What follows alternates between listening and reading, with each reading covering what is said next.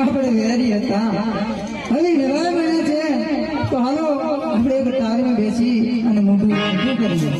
અરે રાજા અજમલ, જમવાની તો વાત એક બાજુ રહી, પણ એક દીકરી આવતા તારી આંખમાં આટલા બધા આંસુ છે ને.